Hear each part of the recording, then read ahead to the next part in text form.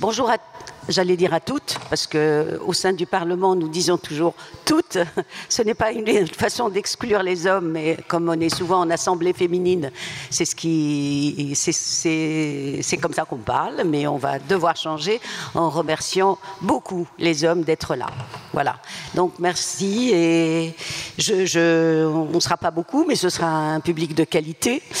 Je vais vous présenter très rapidement le Parlement des écrivaines francophones, après quoi je donnerai la parole à mes amis et mes sœurs ici présentes pour parler d'une façon générale de leur rapport à la langue française et de ce qu'elles font comme véritables actrices culturelles dans leur propre pays, à travers leur carrière, pour la promotion de la langue française.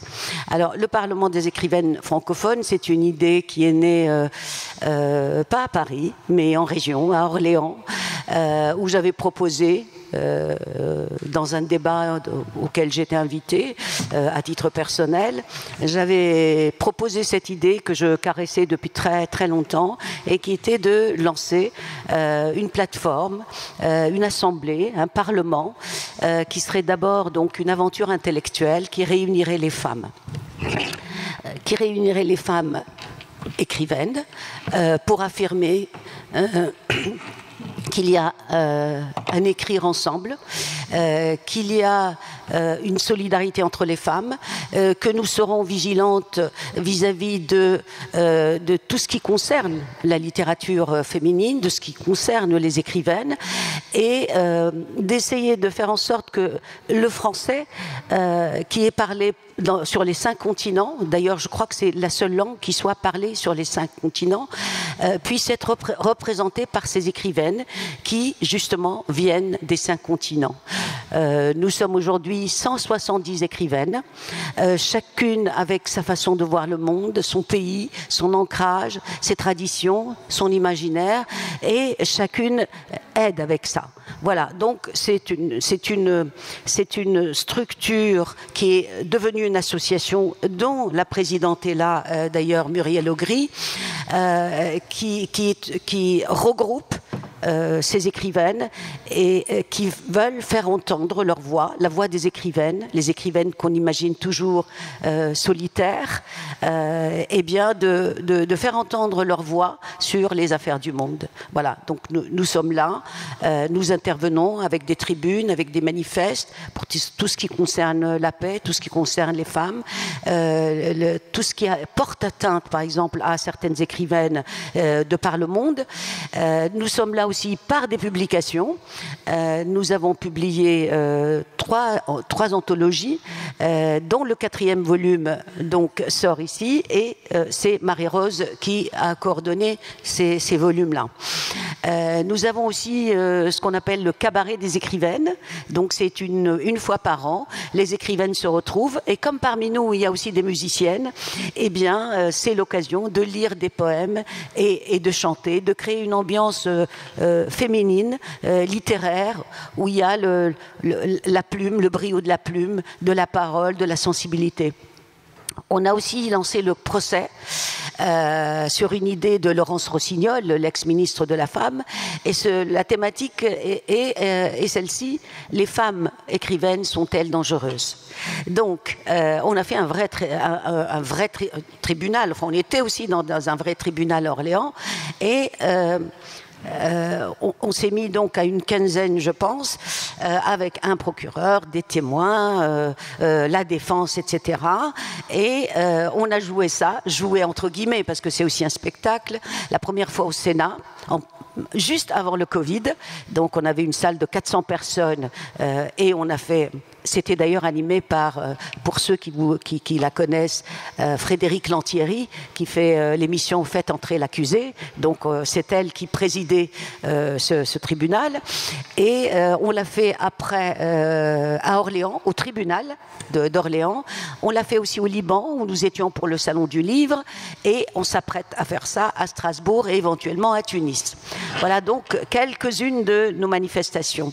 Nous avons aussi, j'ai oublié pour les publications, un livre qui a été publié par les éditions des Femmes qui s'appelle Corps de filles, corps de femmes, édition avec lesquelles on continue avec un livre sur les mères, et il y aura un livre sur l'enfance, et le prochain, le grand projet du Parlement, c'est un livre qui s'appellera Histoire féminine des migrations, et qui racontera les migrations, migration, émigration, immigration, par la voix des femmes, par la voix des écrivaines. Voilà en gros. Donc après, si je ne veux pas prendre la parole trop parce que il faut que mes amis parlent aussi et les membres du Parlement. Voilà en gros ce qu'on fait. On essaye d'avancer, de faire entendre notre voix partout où nous sommes, d'aider par exemple les jeunes écrivaines, d'aider à ce que le français soit enseigné, écrit par les petites filles, d'entendre notre voix par exemple sur les filles qui ont été privées, les femmes qui ont été privées d'école en Afghanistan. Voilà, donc c'est vraiment, je ne dirais pas que nous sommes dans le militantisme pur et dur, mais nous sommes dans cette voie de paix, d'universalité, qui rappelle les injustices du monde et qui rappelle surtout qu'il y a une cause des femmes qui est toujours là, et d'autant plus là qu'on sent qu'elle est un petit peu en recul. Voilà, alors je vais passer la parole à nos amis. Peut-être que je vais commencer par Muriel, qui est donc aujourd'hui la présidente de l'association. Et Muriel est poétesse, écrivaine, et surtout elle a mené une carrière de diplomate, et elle a dirigé l'Institut français en Roumanie, et c'est comme ça qu'elle nous a invités, d'ailleurs, elle a invité le Parlement pour une carte blanche en Roumanie. Et Muriel va parler justement de ce qu'elle fait de ce point de vue des institutions, des alliances françaises, de ce qu'elle fait pour la langue française.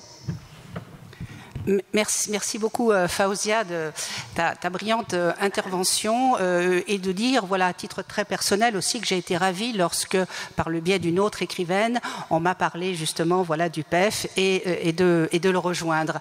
Alors, en effet, le PEF, c'est une fabuleuse plateforme intellectuelle d'échange, et on va reprendre en effet quelques chiffres et la position universelle. Le PEF à des écrivaines, à des adhérentes, à des membres dans tous les continents, et c'est une véritable, en effet, aventure, à la fois, en effet, amicale, intellectuelle, artistique. Alors, comme disait Faouzia, c'est vrai que j'ai eu plus d'une trentaine d'années des postes de diplomate culturel en Roumanie, mais aussi avant au Maroc, hein, d'où mon attachement alors, très profond pour le Maghreb, car j'y ai vécu 8 ans, j'y ai travaillé 8 ans à l'Institut français de Rabat, que j'ai dirigé, et à l'Institut français de Kénitra. Donc, c'est là aussi où j'ai eu la possibilité d'organiser beaucoup de manifestations, et je vous en parlerai un tout petit peu après. Je voulais reprendre en effet quelques chiffres, juste pour montrer, puisque nous sommes dans un salon qui est dans une optique aussi de promotion de la langue française. Le français a bien la 5e place dans le monde, et il est parlé sur tous les continents au même titre que l'anglais. Hein, voilà, il y a les 2 langues, mais il se trouve à la 5e place après le mandarin, l'anglais, l'espagnol et l'arabe. C'est une langue qui est parlée dans 32 pays, même si, bien entendu, il y a un certain recul. Lorsqu'on parle de langue parlée, on entend aussi, bien entendu, par les locuteurs. Hein. Donc il ne s'agit pas juste que d'une langue qui est enseignée. En fait, il y a 300 millions de locuteurs. Je n'invente pas, hein, je reprends les chiffres hein, également de l'OIF. Le français est appris à l'école, est enseigné à l'école dans certains pays. Il est également langue de communication, langue administrative. Il peut être langue d'échange économique. J'ai travaillé il y a aussi très longtemps à l'Institut français de Palerme. Eh bien, lorsque je voulais parler et inciter mes apprenants à apprendre le français, je ne leur disais pas « apprenez le français pour venir en France ou pour aller au Canada », ce qui n'était pas forcément forcément la première des priorités, mais je leur disais, apprenez le français, vous êtes au bord de la mer, vous avez le Maghreb de l'autre côté, eh bien le français vous ouvrira des opportunités. Et absolument, c'était cela. Leur bonne connaissance de ces Italiens les aidait après à travailler aussi avec des professionnels de l'autre côté de la Méditerranée. Alors oui, j'aime bien un tout petit peu les chiffres. 5e langue mondiale, c'est la 4e langue sur Internet, la 2e langue étrangère la plus apprise. Et un autre chiffre que vous devez connaître puisque nous sommes au salon Maghreb-Orient, 60% des locuteurs français sont en Afrique. Afrique confondue, Afrique Maghreb et Afrique subsaharienne. Alors, après ces chiffres, je voudrais vous parler justement donc de l'Institut français ou des alliances françaises qui sont les outils de promotion de la langue française, de rayonnement, je préférerais, dans le monde. Il y a à la fois les instituts français, les alliances françaises et les services de coopération et d'action culturelle. Alors, je ne vais pas vous donner la différence entre une alliance et un institut, parce que c'est une question aussi assez purement technique, administrative et financière, et ce n'est pas ce qui nous importe. Mais il y a quand même une grosse différence de chiffres. Nous avons 98 instituts français dans le monde et 830 alliances françaises. Donc, vous voyez, c'est quand même bien plus. Et 131 services de coopération culturelle. Dans ces outils, on va dire, ce ne sont pas justement des écoles, puisqu'il y a à la fois un service de cours de langue, une bibliothèque, des salles d'exposition, des salles de cinéma, bien entendu, des salles de spectacle. Donc c'est un véritable lieu de rayonnement de la langue française. Alors, puisque nous sommes dans un cadre de salon du livre, j'ai choisi de focaliser un petit peu les quelques minutes qui me restent sur les manifestations littéraires qui sont celles que nous avons fait ou que j'ai fait, puisque je vais parler de cette expérience à l'étranger.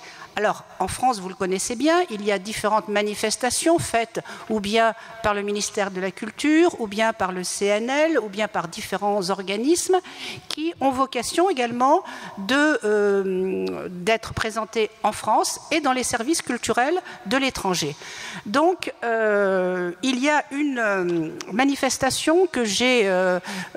évidemment, je me suis fait aussi déjà plaisir, mais quand on se fait plaisir, on fait plaisir aux autres en général. C'est de la poésie, c'est le Printemps des poètes. J'ai organisé le Printemps des poètes au Maroc, puisque c'était mon premier poste, on va dire, puis aussi après donc en Roumanie, et ce fut une expérience absolument fabuleuse. Fabuleuse parce que, bon, déjà, la poésie est un genre littéraire qui attire beaucoup de personnes, de spectateurs, dans certains pays plus que d'autres. Hein. Et j'ai eu la chance, là, avec le Maroc et la Roumanie, bon, qui sont évidemment deux entités géographiques, culturelles, etc., foncièrement différentes, mais d'avoir un public toujours très attentif. Très attentif et en même temps très coopératif et qui avait envie de participer. Lorsque j'ai fait des nuits, alors il y a aussi la nuit de la poésie. Alors, prenons les deux événements, Printemps des poètes, nuit de la poésie. Une nuit de la poésie à Rabat, par exemple, jusqu'à 2-3 heures du matin, absolument magnifique, parce que vous aviez des petites filles de 6-7 ans qui avaient envie de lire un texte, soit qu'elles avaient écrit, soit qu'elles avaient lu quelque part, et puis, puisqu'on parle de femmes, et puis des dames d'un certain âge, on dirait seniors, hein, qui avaient vu un espace de liberté, un espace ouvert, et qui avaient envie de lire. Pour moi, c'était le plus fabuleux. Et d'ailleurs, petite anecdote, j'avais été après interpellée par un monsieur qui m'avait dit « Mais madame, pourquoi n'avez-vous pas fait appel à des comédiens pour lire de la poésie ?» Et j'avais tout de suite ma réponse en disant « Certes, je comprends très bien, et je sais qu'un comédiens professionnels auraient lu différemment la poésie. Mais là, dans cette nuit de la poésie, c'était une volonté personnelle de directrice d'ouvrir les portes de la littérature à tout le monde, et que même si c'était moins bien lu, c'était lu avec le cœur, et il y avait cette appropriation de la poésie. Donc voilà, ça a été ça magnifique. D'autres événements, il y a aussi des nuits de lecture dans nos instituts français. Mes collègues marocains me disaient, mais les Français aiment beaucoup la nuit. Je dis oui, c'est vrai. C'est vrai qu'il y a nuit de lecture, nuit de ci, nuit de ça. Ce sont des événements festifs. Je m'arrête. Alors, puisque c'est la nuit, que là on est le matin, je vous laisse. Je veux remercier aussi tous ceux qui sont, qui portent avec joie le flambeau de la langue et de la littérature à l'étranger. Merci beaucoup. Merci Muriel. Excuse-moi parce que oui, nous sommes 3. Et si on veut laisser un tout petit peu de temps pour le public, pour les questions, nous avons jusqu'à 12h30, même si on a commencé en retard. Alors, je vais demander à Nadia et Selmi de parler. Nadia est connue comme le loup blanc au Maroc. C'est vraiment Madame Culture, en dehors du fait d'être écrivaine. Et j'ai rarement vu une femme se démener, excusez-moi, mais le terme est celui-là, pour la culture. Elle a à son actif je ne sais combien de festivals. Elle, malgré, je ne sais pas si le fait d'être femme t'aide à mener cette tâche. Je sais que le Maroc a confié la culture à une femme que j'adorais, une ministre de la Culture. Peut-être que tu le sauras aussi, j'espère pour toi un jour. Mais en tout cas, c'est vraiment, moi j'ai assisté, j'ai été invitée à son festival des littératures itinérantes. Tu nous diras si vraiment ça va rester ou pas, enfin j'espère que si, et à tout ce que tu fais. Donc voilà, c'est au niveau de tout un pays qu'une femme essaye de promouvoir la culture et la langue française, et elle vous le dira mieux que moi.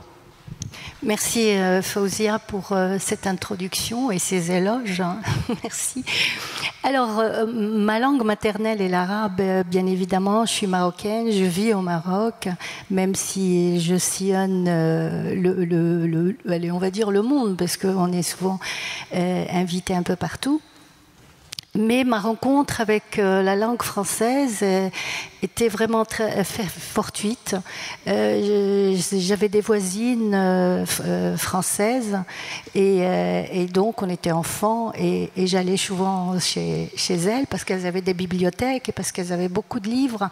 Et moi, ça m'impressionnait, ces couvertures, et quand je les voyais à plat ventre sur la moquette en train de lire, c'était quelque chose qui m'avait...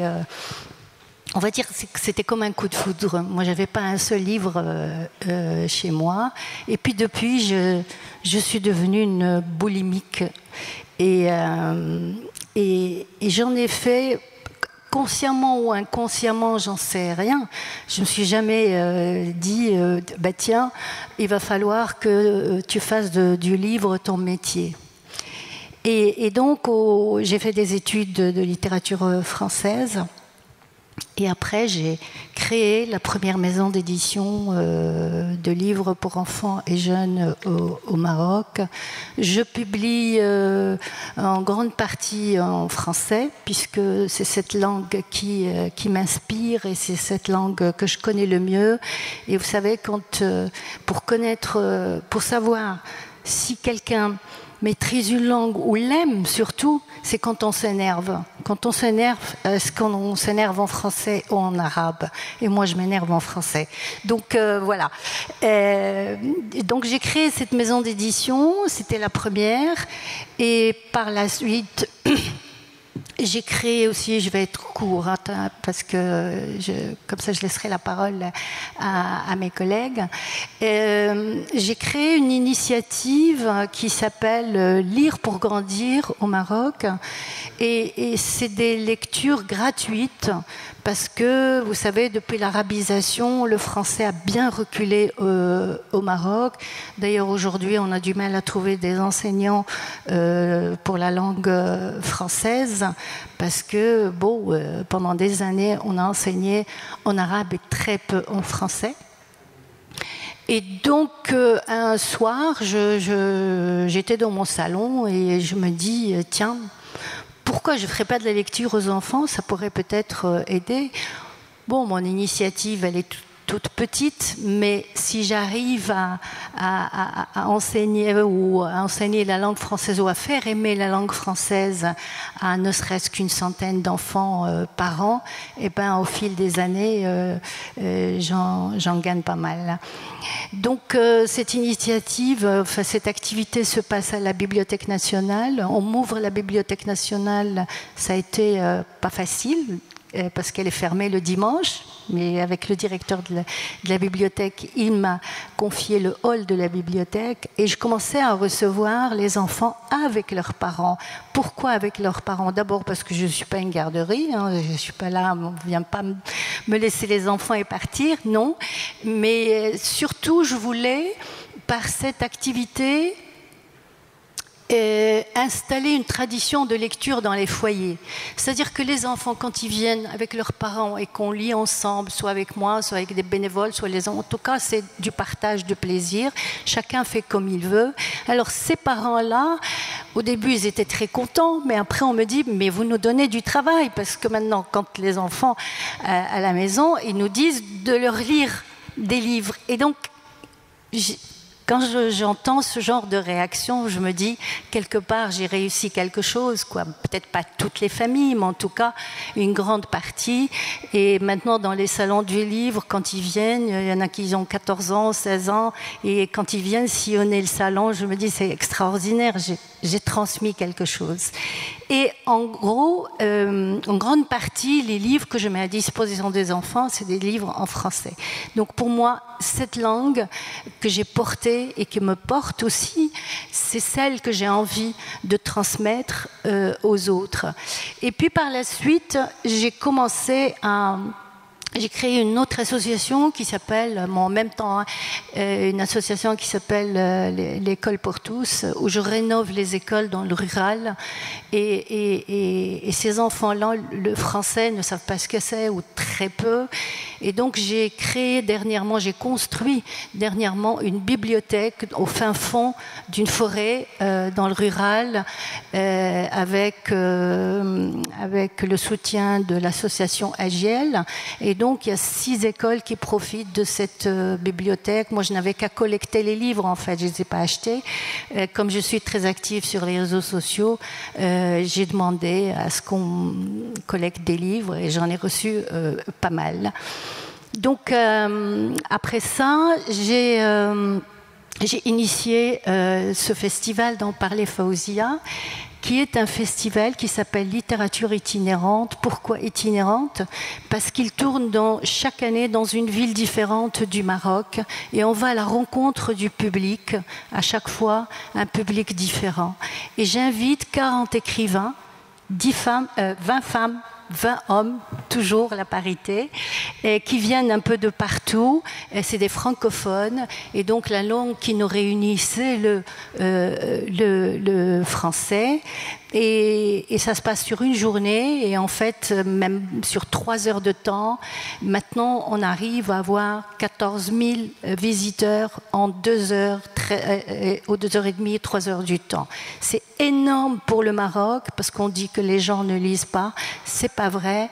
Du moment qu'on leur propose de la lecture de qualité, des écrivains, maintenant, nous commençons à recevoir, et même des gens qui proposent leurs noms, mais des grands noms qu'on n'aurait jamais imaginé recevoir. Et donc, voilà. Après, bon, il y a aussi l'écriture, évidemment, qui me tient à cœur. Voilà. Plusieurs activités qui, finalement, j'espère, donneraient un rayonnement à la langue française. Voilà. Merci Nadia, c'est déjà beaucoup ce que tu fais.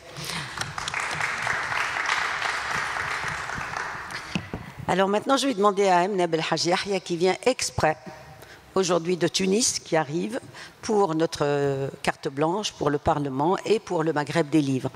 Alors, je voudrais dire que Emna est une des doyennes de la littérature féminine en Tunisie.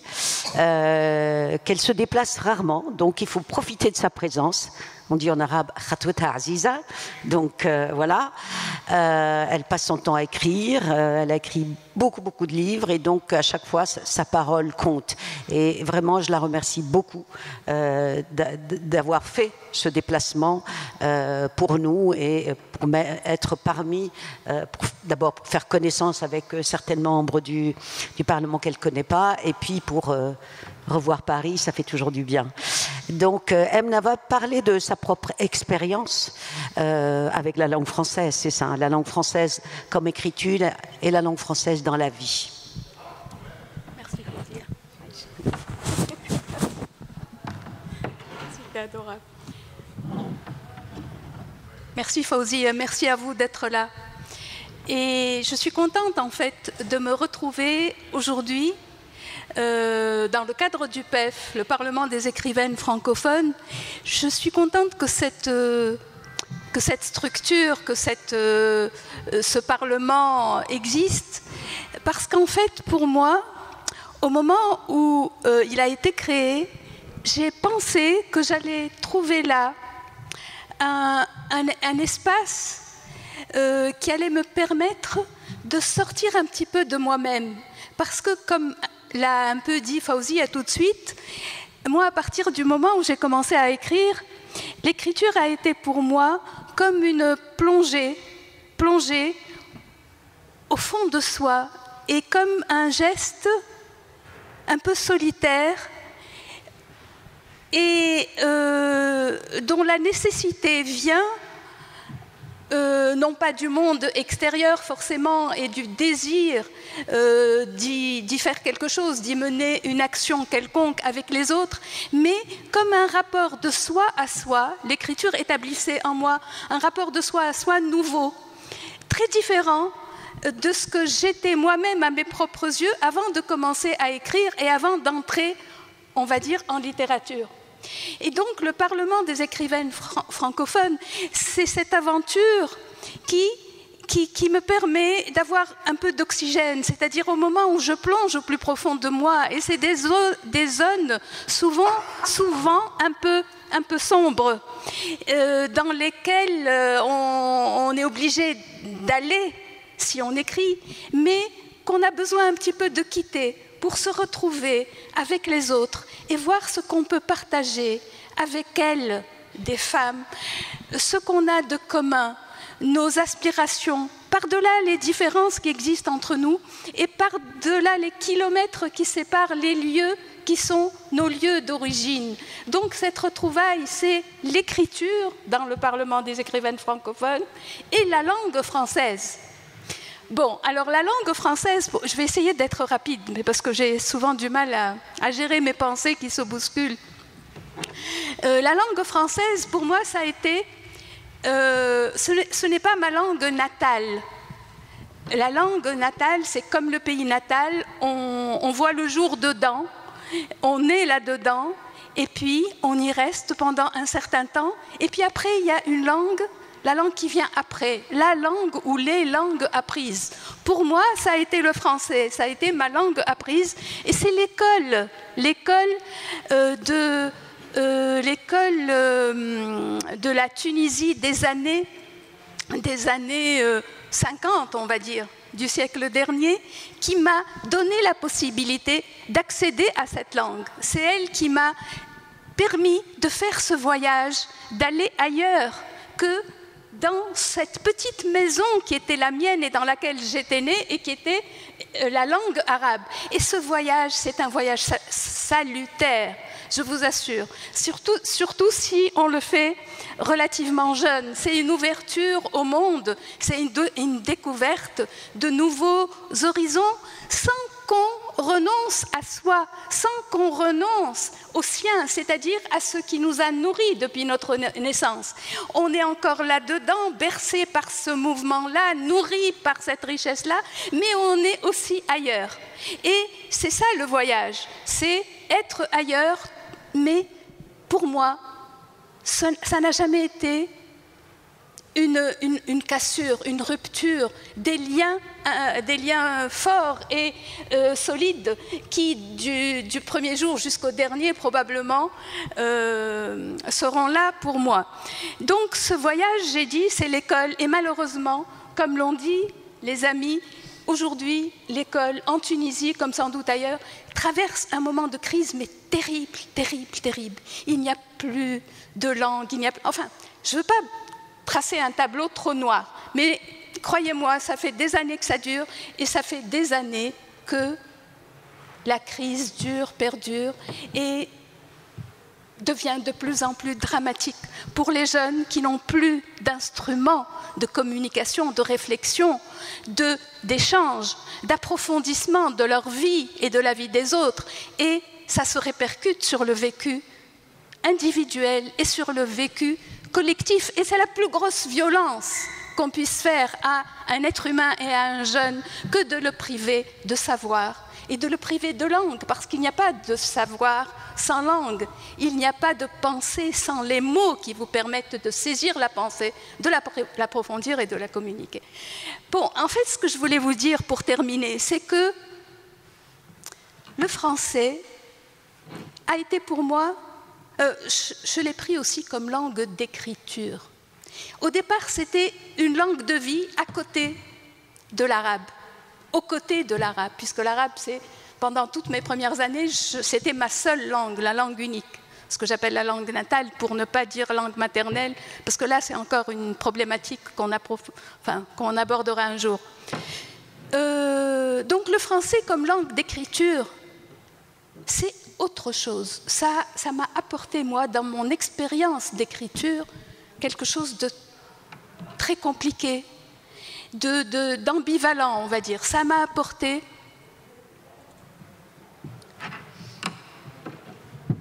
une fêlure, comme une coupure, comme un tremblement de terre.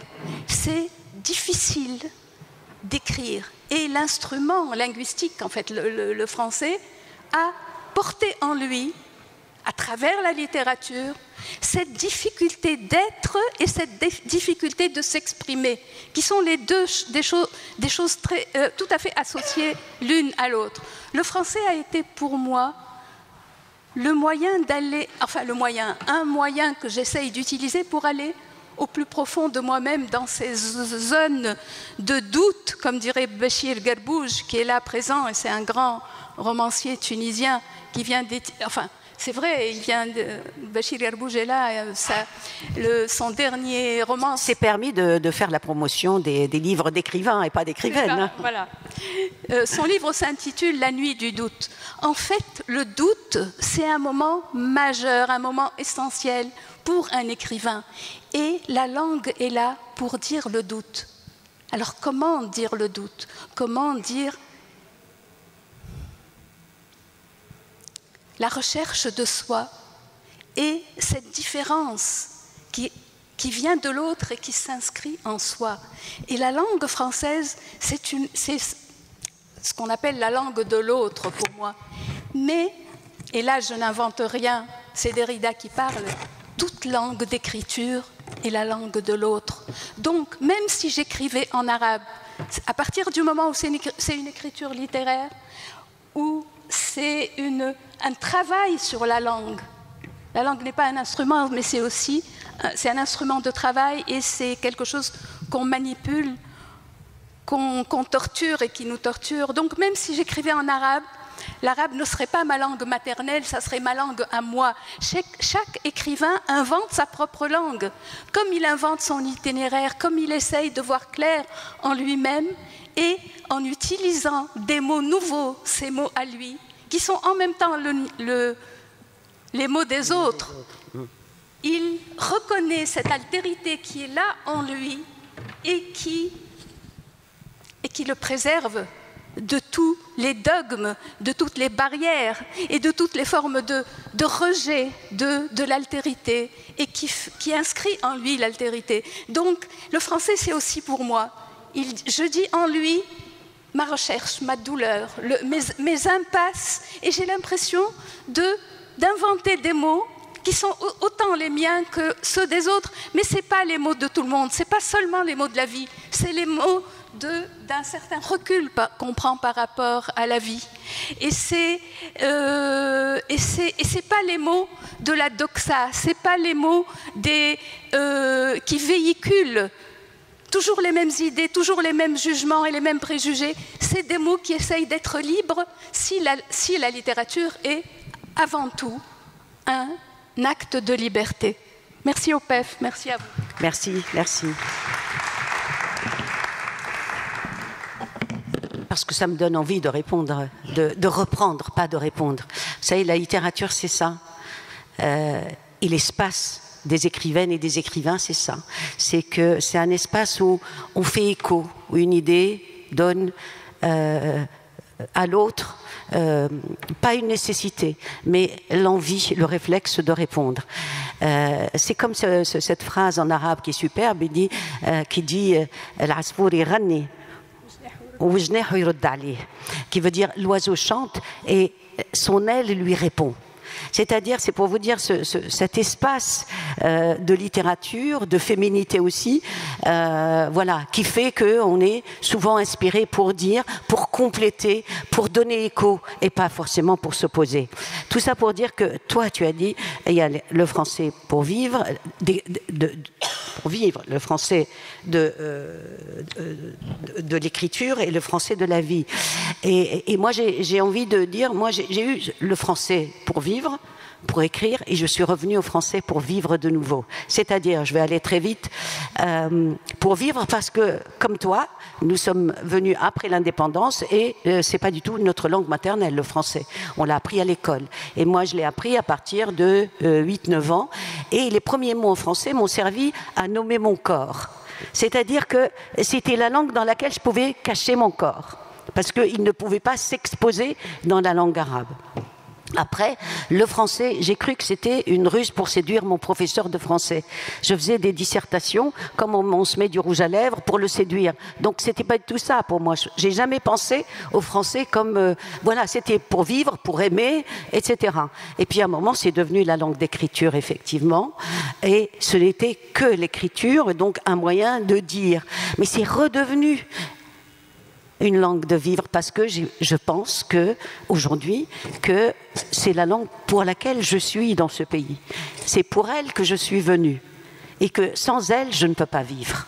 Donc je complète peut-être parce que toi tu n'as pas fait le voyage. Moi j'ai fait le voyage qu'on peut appeler exil, émigration, etc. Mais ce voyage-là, c'est un voyage pour une langue. Voilà donc ce que j'avais à dire. Excusez-moi, mon rôle était d'animer. Je vais passer la parole à Marie-Rose. Marie-Rose, donc, elle nous vient d'Orléans. Elle vient d'arriver. Et à chaque fois qu'elle vient pour le PEF, elle est avec sa valise et elle vient parce qu'elle est une des chevilles ouvrières, en tout cas, du Parlement et notre représentante auprès des Orléanais et de la ville d'Orléans qui nous marraine et dans laquelle nous sommes nés en quelque sorte. Et donc c'est vraiment notre voix là-bas.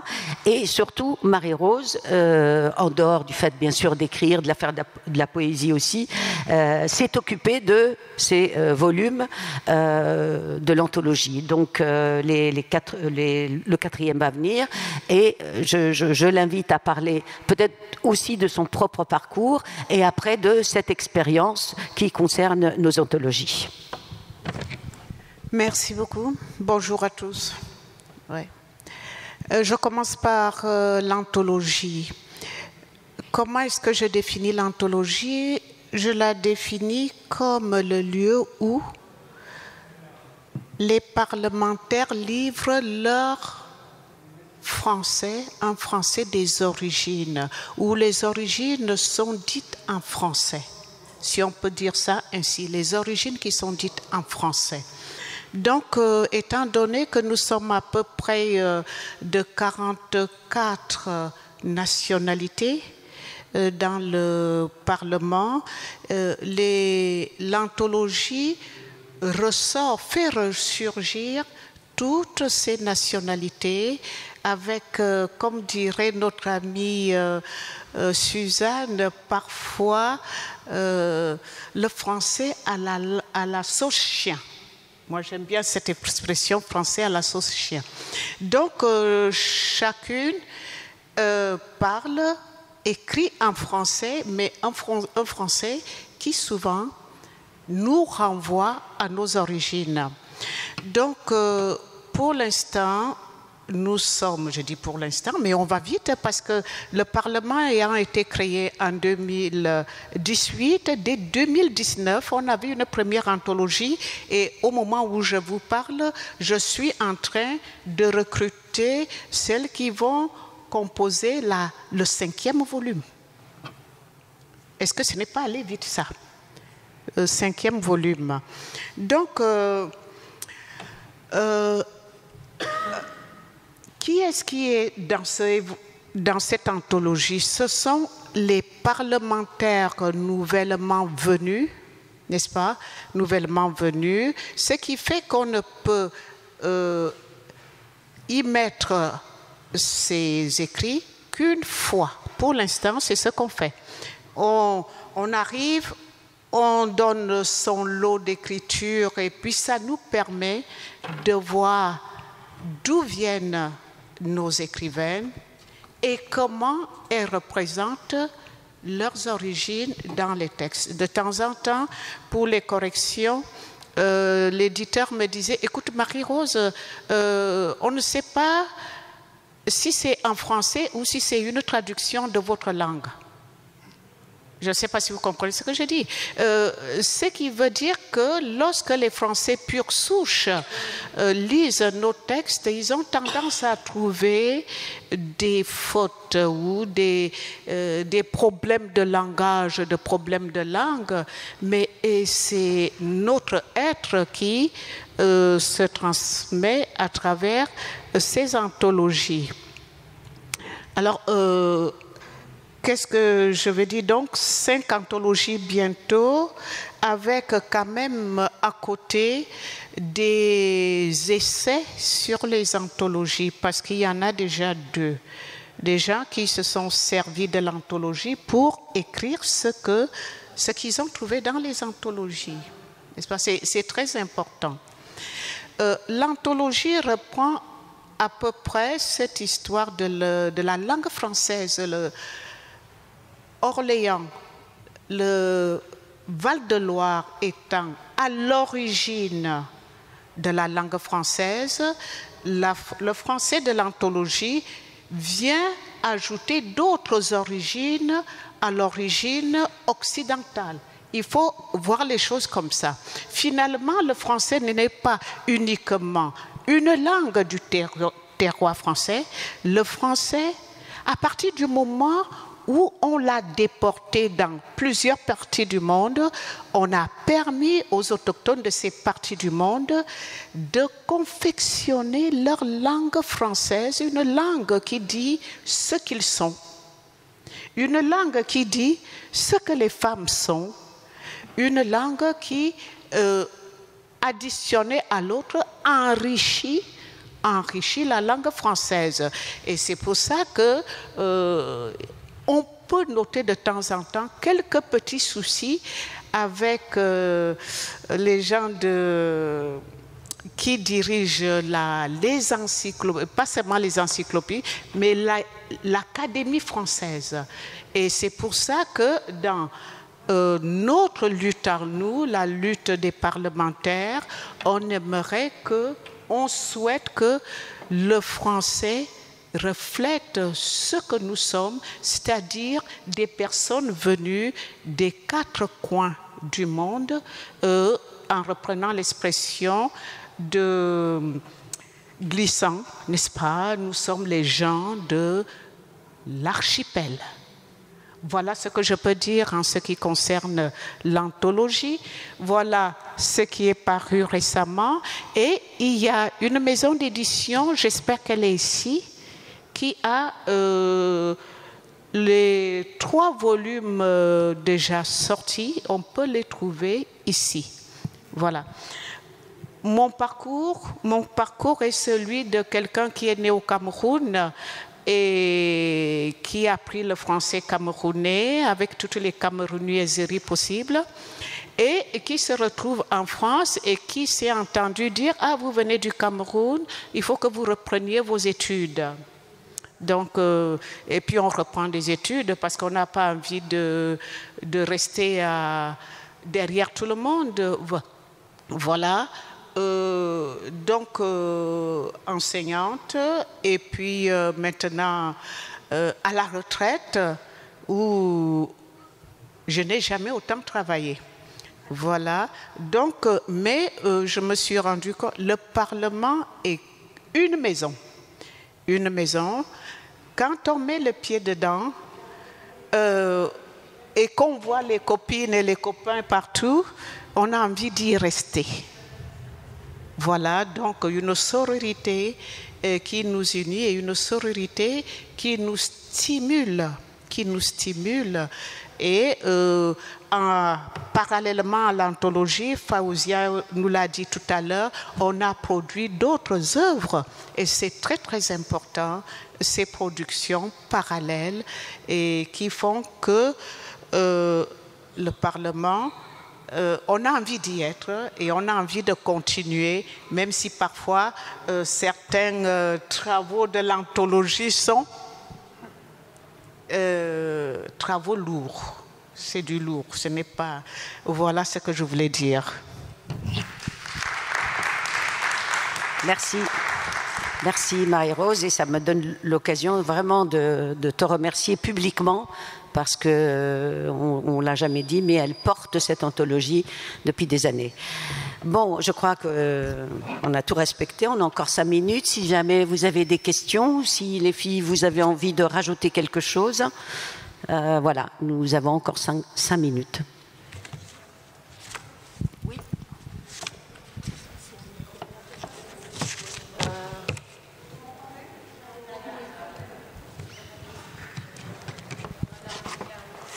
Ah, ben voilà, merci. Merci.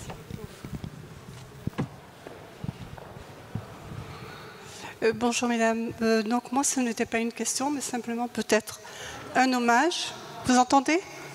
Voilà, à Madame Elgey. Je pense que ça doit être un bonheur d'avoir une mère comme vous, peut-être une grand-mère, une épouse, parce que, on va dire cela, parce que vous parlez des années 50, je pense que ça a été une chance vraiment à votre époque de pouvoir évoluer. Quand on entend que Madame Elstami essaie de remettre tout ça au cours du jour, alors qu'on est en 2023, je pense que c'est vraiment un bonheur pour vous d'avoir déjà propulsé tout ça à cette époque et jusqu'à aujourd'hui. Voilà.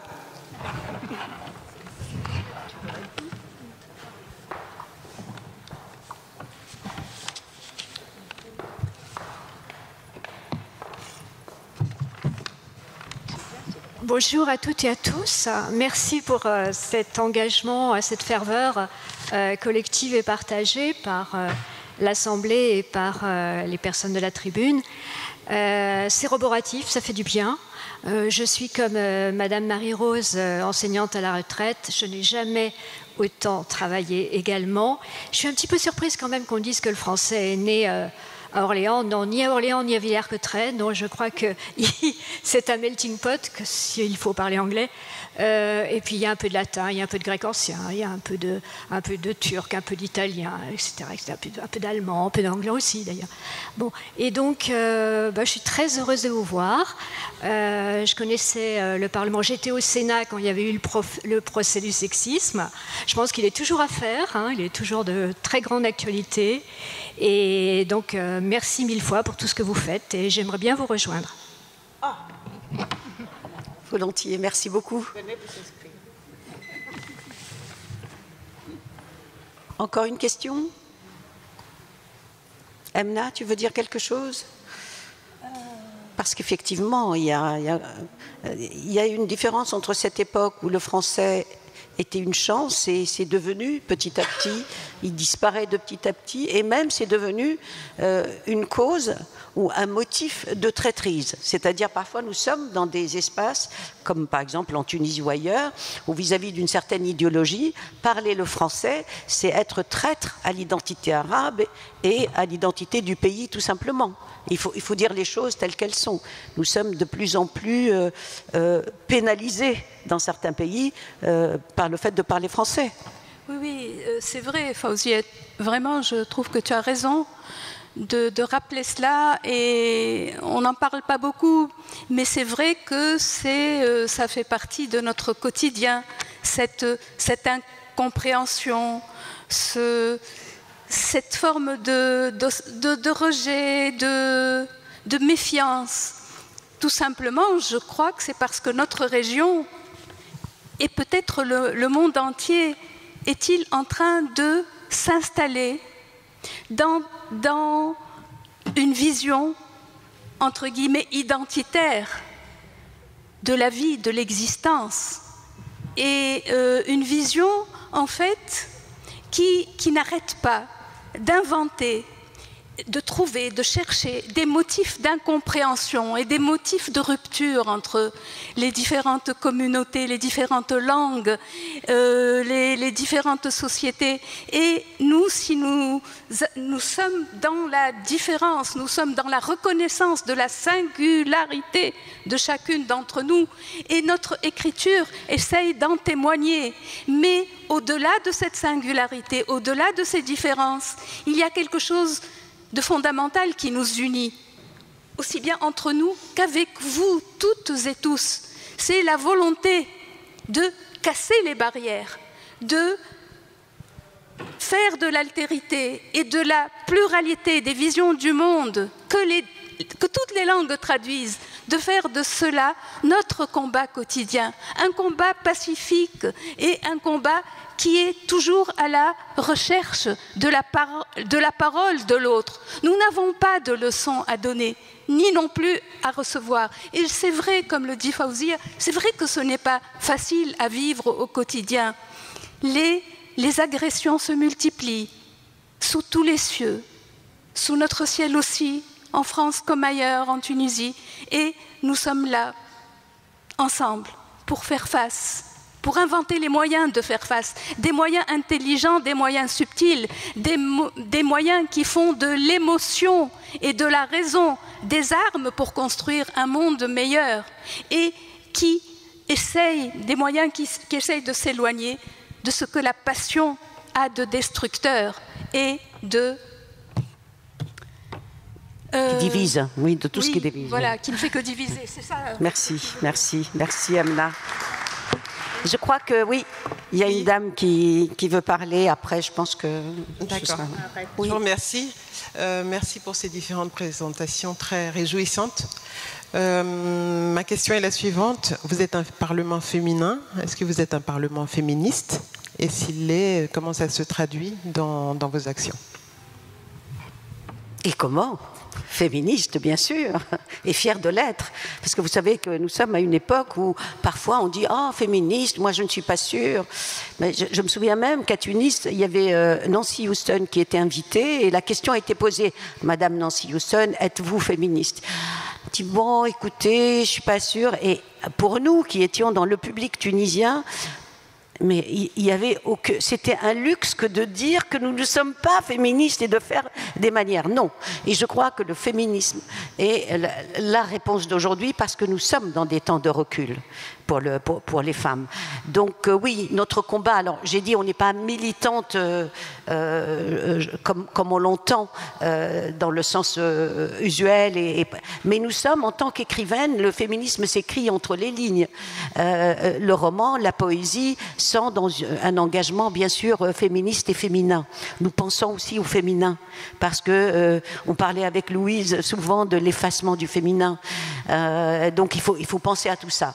De toutes les façons, dans la charte du Parlement, il y a bien sûr l'écriture, la littérature, mais il y a le combat des femmes.